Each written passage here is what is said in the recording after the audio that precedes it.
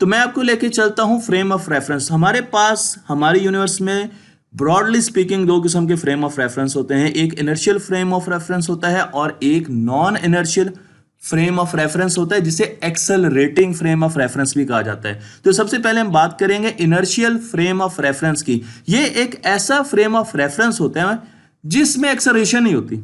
मसलन अगर आपकी गाड़ी कांस्टेंट वेलोसिटी के साथ मूव कर रही है तो ये एक्सेलरेट नहीं कर रही। इसका मतलब उस वक्त जब तक कि ये कांस्टेंट वेलोसिटी के साथ मूव कर रही है उस वक्त तक ये इनर्शियल फ्रेम ऑफ रेफरेंस है। और जब ये स्टार्ट होकर स्पीड तेज करती है या जब आप ब्रेक अप्लाई करते हैं तो ये स्पीड स्लो करती है तो उस वक्त एक्सेलरेशन होती है, क्योंकि एक्सेलरेशन उस वक्त होती है जब चेंज ऑफ स्पीड हो या आपकी डायरेक्शन बदले। इन दो मौकों पर इनमें से कोई एक काम भी हो तो आप एक्सेलरेट करते हैं और उस वक्त ये car non inertial frame of reference बन जाती है या एक्सेलरेटेड फ्रेम ऑफ रेफरेंस बन जाती है। और इसकी अहमियत क्या है? इसकी अहमियत यह है कि अगर मेरे पास एक और फ्रेम ऑफ रेफरेंस है और मेरे पास ये गाड़ी इनर्शियल फ्रेम ऑफ रेफरेंस है और उसकी वेलोसिटी इसके कंपैरिजन में कांस्टेंट है तो वो भी एक इनर्शियल फ्रेम ऑफ रेफरेंस होगी। मसलन आप एक जहाज पे जा रहे हैं और वो कांस्टेंट वेलोसिटी के साथ मूव कर रहे हैं तो आप एक इनर्शियल फ्रेम ऑफ रेफरेंस में मूव कर रहे हैं। और आपने देखा एक और जहाज गुजरा जो कि आपके रिलेटिव कांस्टेंट वेलोसिटी के साथ मूव कर रहा था तो वो भी एक इनर्शियल फ्रेम ऑफ रेफरेंस होगा। अमूमन ये बात की जाती है कि क्या हमारी ज़मीन एक इनर्शियल फ्रेम ऑफ रेफरेंस है? तो मैं आपको ये बता दूं कि हमारी ज़मीन एक्सेलरेट करती है क्योंकि वो रोटेट भी करती है और अपनी डायरेक्शन भी चेंज करती है। इसलिए ब्रॉडली स्पीकिंग हमारी ज़मीन एक एक्सेलरेटिंग फ्रेम ऑफ रेफरेंस है, non inertial frame of reference है, जबकि ऑब्जर्वर ज़मीन पर मौजूद है।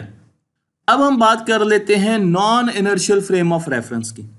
Non inertial frame of reference वो होते हैं जो एक्सेलरेट करते हैं, जो रोटेट करते हैं। रोटेशनल फ्रेम ऑफ रेफरेंस अमूमन non inertial frame of reference होते हैं और इनमें एक बहुत बड़ा मसला है और वो मसला ये कि इनमें एक फिक्टिशियस फोर्स आती है।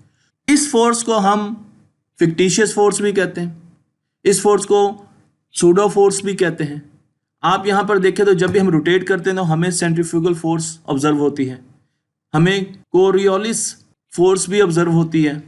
तो ये वो फोर्स है जो कि एक्सेलरेटेड फ्रेम ऑफ रेफरेंस में आ जाते हैं। तो आप जब कैलकुलेशन कर रहे हैं तो आपको पता होना चाहिए कि आप किस फ्रेम ऑफ रेफरेंस से कैलकुलेट कर रहे हैं। अगर आप इनर्शियल फ्रेम ऑफ रेफरेंस में कैलकुलेशंस कर रहे हैं तो फिर तो इस फोर्स का सवाल ही नहीं पैदा होता। लेकिन अगर आप non inertial frame of reference में कैलकुलेशंस कर रहे हैं या कोई एक्सपेरिमेंट कर रहे हैं तो फिर इस फोर्स को आपको अपनी इक्वेशन से निकालना होगा। अगर आपने ये गलती कर दी कि आपने इस फिक्टिशियस फोर्स को नहीं निकाला तो आपकी सारी कैलकुलेशन गलत हो जाएंगी। इस वक्त हम फिजिक्स के लॉज इनर्शियल और non inertial frame of reference में अच्छे तरीके से समझते हैं और हम ये भी समझते हैं कि जब भी हम non inertial frame of reference में जाएंगे तो एक फिक्टिशियस फोर्स आएगी और उसको हमने ख़त्म करना है। तो इस तरीके से हम कैलकुलेशंस कर सकते हैं। इस फिक्टिशियस फोर्स को, जिसका नाम सूडो फोर्स है, फिक्टिशियस फोर्स है, हमें अपनी कैलकुलेशन से बाहर निकालना होता है। स्पेशल थ्योरी ऑफ रिलेटिविटी में हमने इनर्शियल फ्रेम ऑफ रेफरेंसेस को डिस्कस किया, लेकिन स्पेशल थ्योरी ऑफ रिलेटिविटी को देने के बाद आइंस्टाइन ने ग्रेविटी पर काम करना शुरू कर दिया। आइंस्टाइन चाहते थे कि वो ग्रेविटी को समझ सकें और उसके साथ साथ वो ये भी देखना चाहते थे कि non inertial frame of reference में स्पेशल थ्योरी ऑफ रिलेटिविटी कैसे बिहेव करेगी और उसकी क्या शक्ल निकल कर सामने आएगी। उन्होंने इसके लिए हमें जनरल थ्योरी ऑफ रिलेटिविटी दी। लेकिन सबसे पहले जनरल थ्योरी ऑफ रिलेटिविटी को डिस्कस करने से पहले हमें एक प्रिंसिपल पढ़ना होगा जिसे इक्विवेलेंस प्रिंसिपल कहा जाता है। हम एक एक्सपेरिमेंट करते हैं और हम अज्यूम करते हैं कि आप एक एलिवेटर में मौजूद हैं। आपके पाँव स्टिकी बूट्स की वजह से एलिवेटर के नीचे ज़मीन पर लगे हुए हैं, लेकिन बॉल आपके हाथ में है और अगर आप बॉल छोड़ेंगे क्योंकि आप स्पेस में मौजूद है तो बॉल फ्लोट करेगी। आप फ्लोट नहीं करेंगे क्योंकि आपने स्टिकी शूज पहने हुए हैं। लेकिन अब इमेजिन कीजिए कि इस एलिवेटर को हम एक्सेलरेट करवाते हैं। अब ये एक non inertial frame of reference बन चुका है।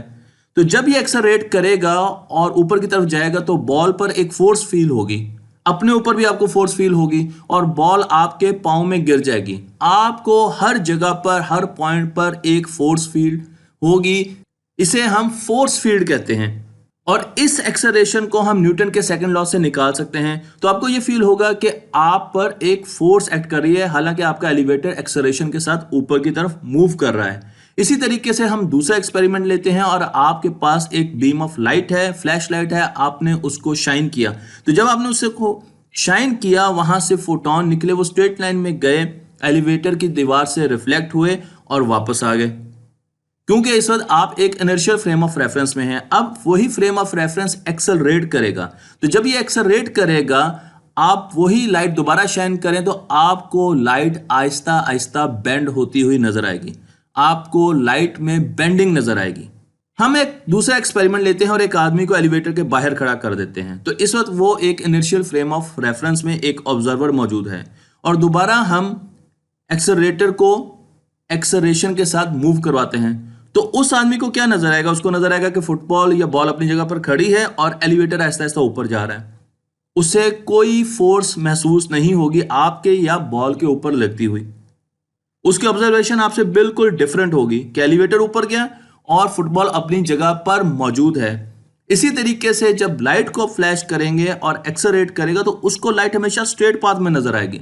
आपको लगेगा लाइट बेंड हो रही है क्योंकि आप एलिवेटर में हैं, उसको हमेशा लाइट स्ट्रेट पाथ में नजर आएगी।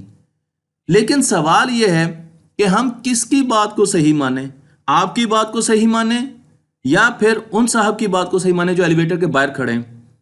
आइंस्टाइन से पहले लोगों का यह ख्याल था कि जो इनर्शियल फ्रेम ऑफ रेफरेंस में साहब खड़े हैं, जो कि एलिवेटर से बाहर हैं, वो ठीक कह रहे हैं, और जो लोग इनर्शियल फ्रेम ऑफ रेफरेंस के अंदर हैं, जो लिफ्ट के अंदर हैं, एलिवेटर के अंदर साहब हैं, उनको सही नहीं माना जा सकता। लेकिन जनरल थ्योरी ऑफ रिलेटिविटी ने कहा कि दोनों अपनी जगह पर सही बात कर रहे हैं। क्योंकि दोनों के फ्रेम ऑफ रेफरेंस डिफरेंट हैं, इसलिए दोनों की ऑब्जर्वेशन अपनी अपनी जगह वैलिड है। इस चीज को और तरीके से समझिए। मसलन मैं एक्सेलरेट करता हूं एक एलिवेटर में, तो मुझे अपने ऊपर एक फोर्स फील होगी, और अगर मैं एलिवेटर में मौजूद हूं जो कि जमीन के ऊपर है, तो मुझे ग्रेविटेशनल फोर्स फील होगी। तो आप देख सकते हैं कि दोनों तरफ आपको फोर्स फील हो रही है। एक तरफ आप ऊपर को एक्सेलरेट कर रहे हैं, जबकि दूसरी तरफ आप एक मैटर के पास, मैसिव ऑब्जेक्ट के पास खड़े हैं और आपको एक्सेलरेशन नजर आ रही है।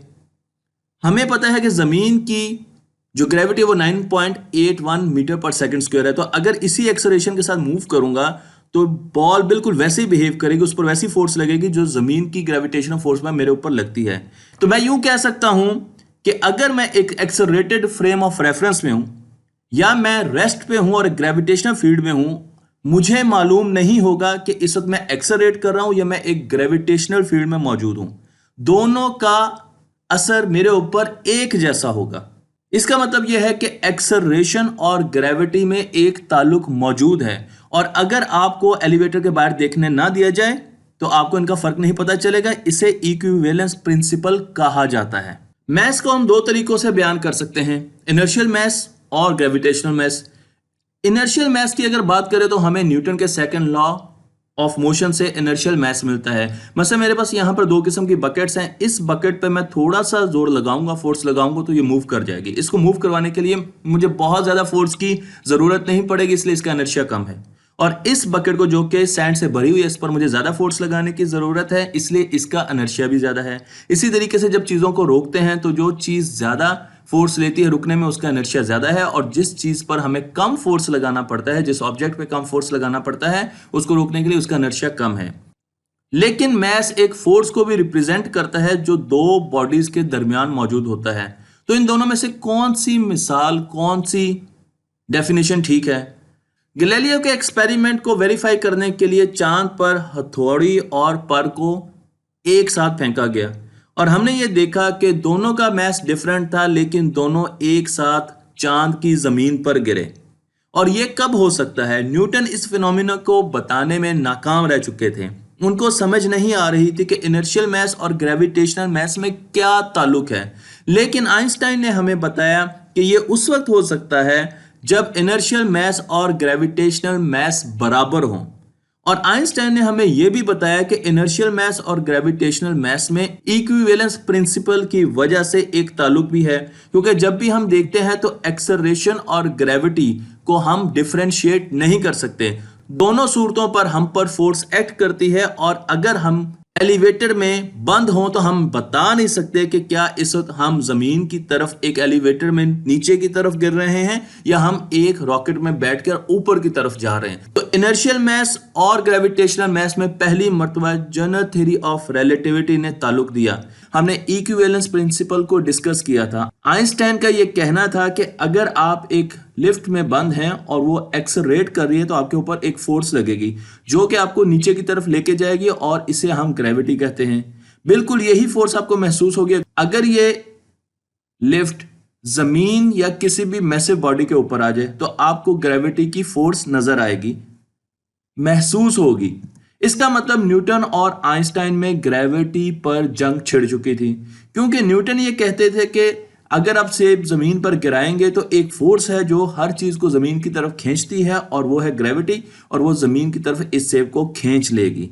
लेकिन आइंस्टाइन ने अब एक और जाविया दिया ग्रेविटी को बयान करने का। आइंस्टाइन का कहना है कि ऐसी फोर्स जिसे हम ग्रेविटी कहते हैं उसकी एग्जिस्टेंस नहीं है, बल्कि जमीन एक एक्सेलरेटेड फ्रेम ऑफ रेफरेंस है, non inertial frame of reference है, और जमीन ऊपर की तरफ एक्सेलरेट कर रही है। तो जब ये एक्सेलरेट करती है तो हमें जमीन पर मौजूद हर चीज पर एक फोर्स महसूस होती है, जिस तरह कि मैंने आपको फोर्स फील्ड में दिखाया।